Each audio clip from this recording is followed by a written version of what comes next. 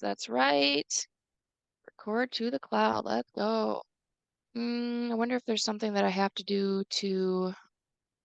All right, let's see. Captions, show captions, set up manual captioner.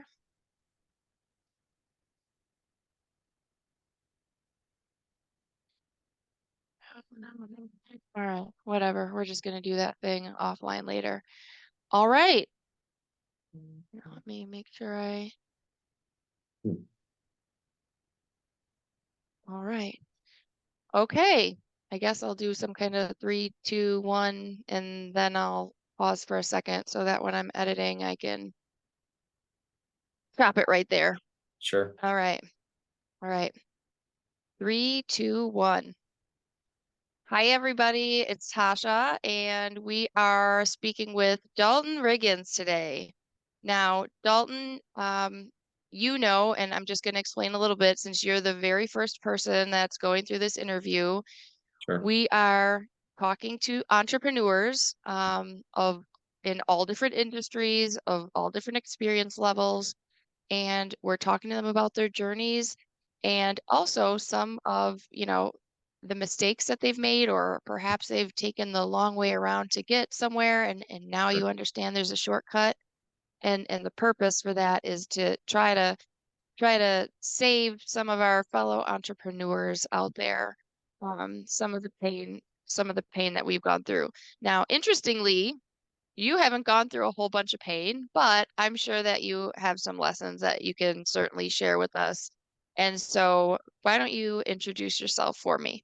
Sure. So my name is Dalton Riggins. I'm actually here in St. Louis, Missouri, and I have a couple different businesses. But the show that you and I were both on, I was on there for my business, Corporate Resides. We're a corporate housing company, so we do a lot with furnished rentals. We try to cater to traveling professionals, traveling nurses, people in between, closings on their homes, insurance claims, people that are displaced by fire, stuff like that. So um, kind of getting into a real estate niche, but Mhm. certainly not quite all the way there, more on the hospitality side than we are on the real estate side. Like I said, I'm here in St. Louis. Mhm. I have a soon to be 5-year-old son, and for fun in the winter, I also coach wrestling at a local high school. Oh, okay. So were you a wrestler growing up yourself then? Yeah, I started in middle school. Yeah. Okay. So are you getting your son on in the wrestling? Yeah. Is he already practicing, like kicking your butt? Well, we will see. Yeah, we'll see. It's one of those things where I'm trying not to be the dad that forces their kid to, do the things you want them to do. But at the same time, I'd be lying if I said I wouldn't be just a little bit disappointed. So we'll see. We'll see where it goes. Yeah.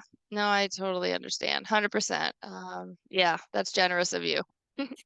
I'm Yeah. trying to be like that. This is not really working. I want to live vicariously through my kids. Mhm. Yeah. All right. So, um, so your business, you feel like it's kind of it's sort of straddling maybe um two niches maybe, or two industries. It's a little bit of hospitality, it's a little bit of real estate. How Mhm. did you get started? Because it's an interesting concept. It feels very cutting edge to me. Like, I wish I would have thought of that. Sounds amazing. How did you think that up? Well, so I think, that part of my story is probably very relatable in that I was working a job and I eventually realized that, hey, I'm not in control here. I'm not in charge of, so at the time I managed a chain of retail stores and retail hours are terrible. And Yes. even though I looked over a couple stores, you know, there was a ceiling that, hey, we're not opening more stores. And if we're not opening more stores, I'm just a retail employee. And, you know, Yeah. started to not get along with my boss, all the classic things. And so I was like, all right, I got to find a way. And in a previous job, I had a great mentor who went on to do amazing things. And he talked a lot about, not trading your time for money. And the only way you can really do that is to start a business and or to become an investor. Well, I didn't have the money to invest. And Mhm. I was willing to work hard. So I started looking into, what are some, different absentee owner type businesses that I could work myself into, or just what's out there. And in our world today, YouTube is super prevalent, and Yeah. the algorithm picked up what I was looking for, and I was sent a video on what at the time, I mean, people still call it Airbnb arbitrage. Yeah. And then I came across a book that was written about it in a very simple way, and the Right. numbers just made sense to me. And the bottom line was, in a larger metropolitan area, you can typically get 2, maybe 3 times rent on a furnished rental. And it's just about scaling, and you don't have to own property to do this. And so I tested it out for a couple months, and it went really well. And this was actually during COVID. So I figured if we Oh can do my well gosh. during this, we can probably do well anytime. And so I was pretty fortunate that I had some stories that I could leverage. For example, here in St. Louis, our baseball team is the St. Louis Cardinals. And Okay. for like a month and a half, we had a Cardinals player staying with us. And so, Oh, my next play was, I went to some luxury apartment complexes here in St. Louis, and I was like, "Hey, this is who I am. This is what we do, or what we intend to do." And for example, I have a Cardinals player staying with us right now, and oh my I gosh. think that bought us a little bit more legitimacy than we really had Yeah. at the time. Yeah.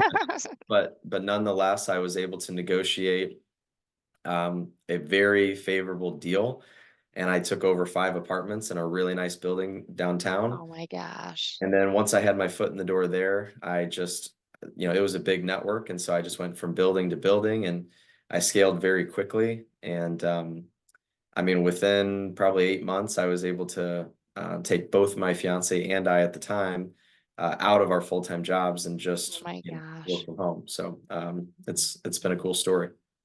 That's brilliant. Do you remember the name of the book for the folks that might be watching and it sounds Oh, interesting to them?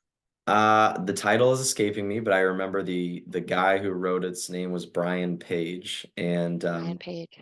he has a little bit of a different philosophy, and certainly things have changed now, so we can Sure. get into that. But the book was great in the form of laying out the numbers of how and why it works, and Yeah. that's how I'm wired as I'm a numbers guy. And so Yeah. once that made sense to me, I was like, okay, let me just go experience it for myself. Yeah. And once I did, I was like, all right, let's go. Wow. Good crazy. Did you need some kind of minimum investment to get started? Like, did you have to have some Uh, startup dough? I'm gonna I'm gonna not like when this goes public, because here's been the challenge the last couple of years for people that have found this kind of opportunity. Part of what has made it so attractive is the barrier to entry is so low. Yeah. When I went to that building, for example, and took 5 apartments, Yeah.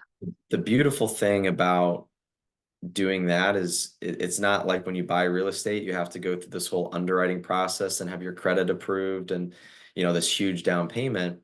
Yeah. When you get a loan, they do what's called a debt to income ratio, and that's Right. what tells you what you get approved for. Yep. That doesn't exist in the world of leases. I can have 50 apartment leases, and it doesn't really matter what my income is, because I just have to qualify for each individual one. And Okay. so, so I didn't even need a lot of money. I just needed to show in my business bank account that we had enough to cover rent. And so that's how Okay. we were able to get approved. In addition to that, I was able to successfully negotiate upfront concessions. And so, Okay. for And what example, do you mean when, yeah, yeah, tell me so about for that. example, with those first 5 leases, I signed, they were like weird, like 19-month term. And with those, I was able to get 2 months of rent for free on each Okay. apartment on the second and third month. So I moved in. Okay. I had no deposits, no ad fees. I just paid rent for all 5 apartments. And then immediately I had income coming in month one. I still had income coming in month two and month three, but I didn't have to pay anything other than utilities. And so I was able Right. to influx a bunch of cash right away. And then, if I had to pay off some furniture costs or whatever, but, and then after that, we were cash flow positive every single month anyway. So it was just Amazing. a great way to scale quickly. And Yeah. so the problem became scaling too quickly. And it was, okay, I started this business to get my time back Mhm. and to truly have a business. And now here I am grinding for the next thing, the next thing, the next thing. So at what point do we say, hey, let's just relax and let's just stack some money for a little bit? Yeah. So what did you decide that point was for you? Well, I kind of realized because obviously I started by managing everything myself. And so Yeah. I got to that point where I was like, okay, 16-ish. Um, this Ooh, is starting to be a lot, more than I want. It wasn't like I was working 60 hours a week anymore. right. It wasn't quite equaling the lifestyle I wanted. And so I had a decision to make. I wanted to make more money. And so, long story short, I had a girl that had been working with me as an employee for a little bit. And I asked her, I said, hey, she's working this other job at the time. Would you be interested in working full time if I went out and I got more apartments? And this was all you did. And she was like, Yeah. absolutely. And so, Wow. based on that, I went out and I got like 8 to 10 more and then integrated her and had her take over a lot of the monotonous, time consuming things I was doing. Yeah. And that was a big help. Oh my gosh. Okay. That is so cool. That's so cool. So it sounds like you kind of got a handle right away. Like you didn't let it get away from you where, you know, nobody wants to leave a 60-hour a week, salaried position to put yourself in the same position. Like Right. that's the opposite of the point. Um, did you have any hiccups along the way as you talked about furniture cost? Is that kind of one of the things that maybe you do have to outlay a little cash on? Yeah. And again, this is specifically for what we're going to call an arbitrage model of running this, which again, we can get into later. Some things about that have changed, but that was it. You needed upfront, Yeah. you know, Rent? rent, and then depending on the size of the property you're looking at, that was the other thing. We stayed small. We stayed one bed, one bath Uh, all day, every day. It's a lot easier to control, it's a lot easier to manage and clean, and it's a lot cheaper to furnish. yeah.